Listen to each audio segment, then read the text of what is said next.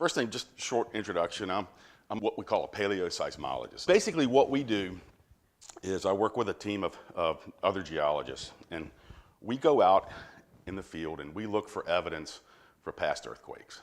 We use the rock record, the geologic record, rocks, sediments, soils, and the landscape. And so what we're trying to do is identify the locations where past earthquakes have occurred. And what we want to learn from this at each location is, well, where the earthquake occurred, how big it was, and when it occurred. And we use this information regionally, like here in the Puget Sound region, to enhance our knowledge of earthquake hazards. And so I'm going to tell you two stories today about studies that we've done here in the Pacific Northwest that have completely changed our ideas of earthquakes here in the Puget Sound region and in the Pacific Northwest. And also they changed the field of geology forever. So these were big, fundamental studies that changed everything for us. This is central to the theme of digging a little bit deeper. These studies I'm going to talk about is that what they did, they were confronted with problems, and they dug a little bit deeper, and they found really big surprises. And it can apply to your daily life as well. Things are going to cross your desk, and you may not understand or really fully comprehend the complete impact of what you're looking at. But sometimes if you dig a little bit deeper, give it a little bit of time and dig a little bit deeper, you can find some really big surprises, and it can even change your entire worldview. So we're going to start with a story on the Cascadia subduction zone. Most of you have probably heard about this. This is that big fault offshore that produces up to magnitude 9, 9.5 earthquakes and big tsunamis. So what you don't understand is that up until about the 1980s, late 1980s, we didn't even think that thing existed. Nor did we think it produced earthquakes. And so I want you to think about that for a second. So when we build stuff here in the region, in the Pacific Northwest, we design the buildings to withstand the ground shaking from an earthquake. And so you have to know about that source of earthquakes to include it into the design. And so the subduction zone, these big magnitude 9 earthquakes, weren't even considered in the design of this building. If you notice when we came in this morning, there's that big steel structure applied to the wall outside. This building was retrofitted probably in the late 90s, early 2000s, for the subduction zone earthquake and for some other local earthquakes. So this is a big deal, this Cascadia subduction zone. So a colleague of mine, Brian Outwater, he came up here in the late 1980s to look for evidence for Cascadia subduction zone earthquakes, to really test this idea of whether this subduction zone existed and did it produce big earthquakes. Now he came up here with a little bit of knowledge built in from some observations from the 1960 Chilean earthquake, magnitude like 9.2, maybe a little bit bigger, the 1964 Alaskan earthquake. And what they saw during those earthquakes is during the earthquake, large swaths of the coastline sank into the intertidal zone. That includes buildings, forests, you name it. It all sank into the intertidal zone and it stayed there. So tidal waters would rush in, kill all the trees. And so you'd have these dead trees sticking up out of the intertidal zone after the earthquake. So he took that idea and came up here and started looking along the coastline for evidence of those same kind of events, those subsidence events after these big earthquakes. And he found a lot of it, primarily in southwestern Washington, where he initially worked. And so he took that initial finding, and he and his colleagues, they literally dug a little deeper. And they went to sites from Northern California all the way up to British Columbia and in between.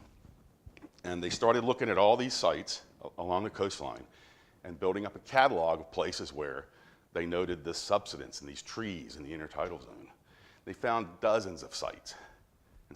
And they found that all these layers where these trees and soil subsided into the intertidal zone, they found that they occurred at about the same time. And there were multiple layers of it. So it suggested that it happened over and over and over.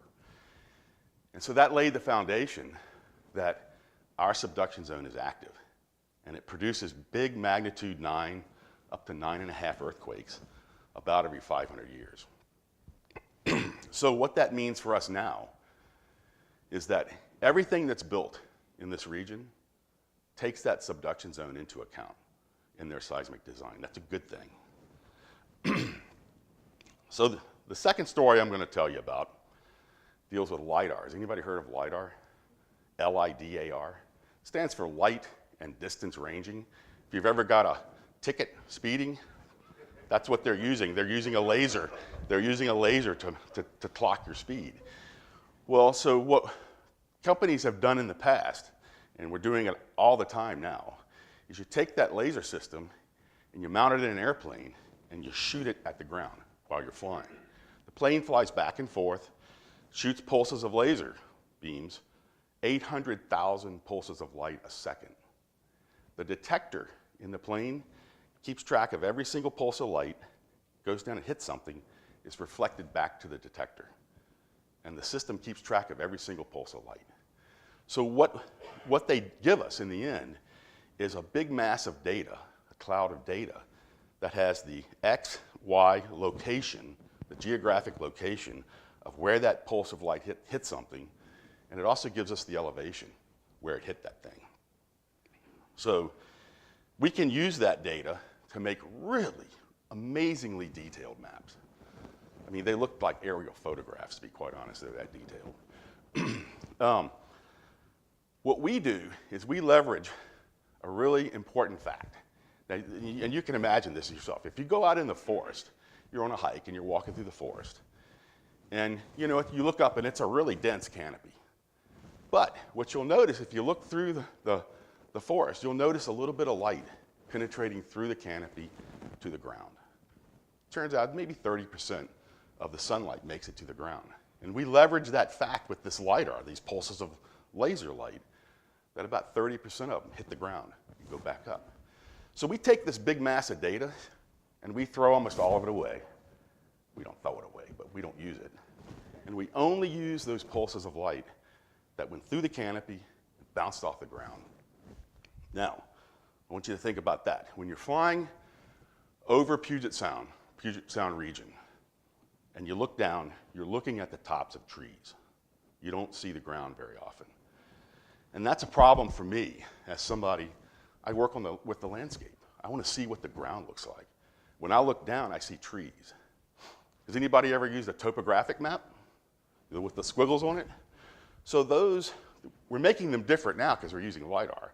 But originally, those were made off of aerial photographs where they mapped the elevations of the tops of the trees. They send somebody out, oh yeah, those are 80 feet tall, and they subtract the tree height to get a map of the ground surface. So that's what all the historic topographic maps were made from.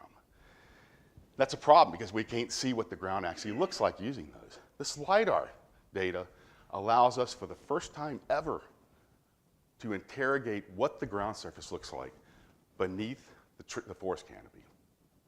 And it changed everything.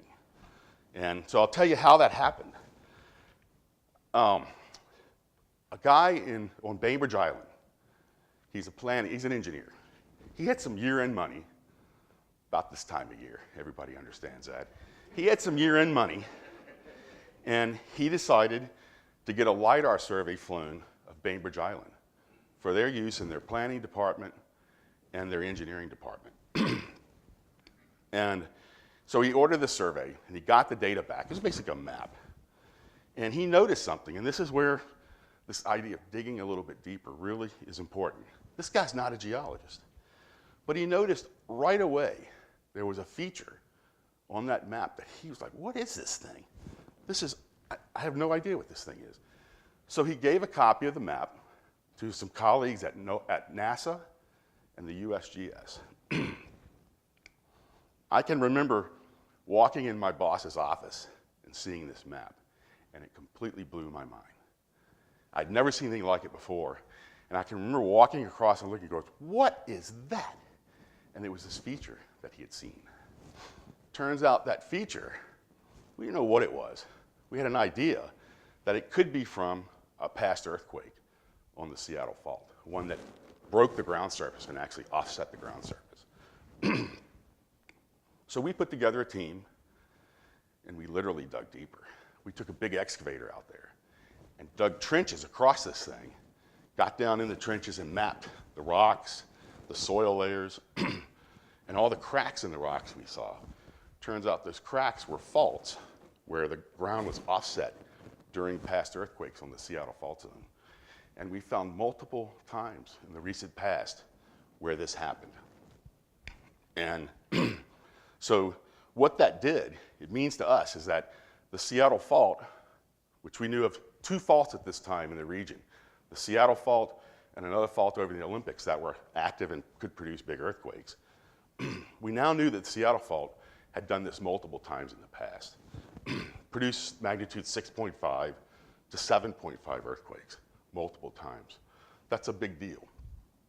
So we took this LiDAR, we dug a little bit deeper with it still, and now we know in our region, in this region here, we have 15 active faults that produced 21 big earthquakes in the last 4,000 years. 6.5 to 7.5 earthquakes. 21, that's about every 200 years. So it completely revolutionized the way we look at geology here and the way we view earthquakes here. And it's all because of this one guy who saw something weird on one map. And it completely changed my field forever. It was really, really revolutionary.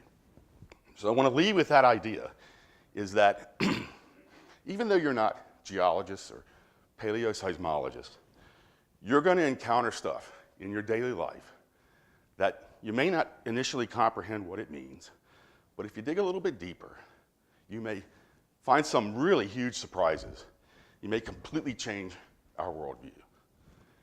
Thank you very much.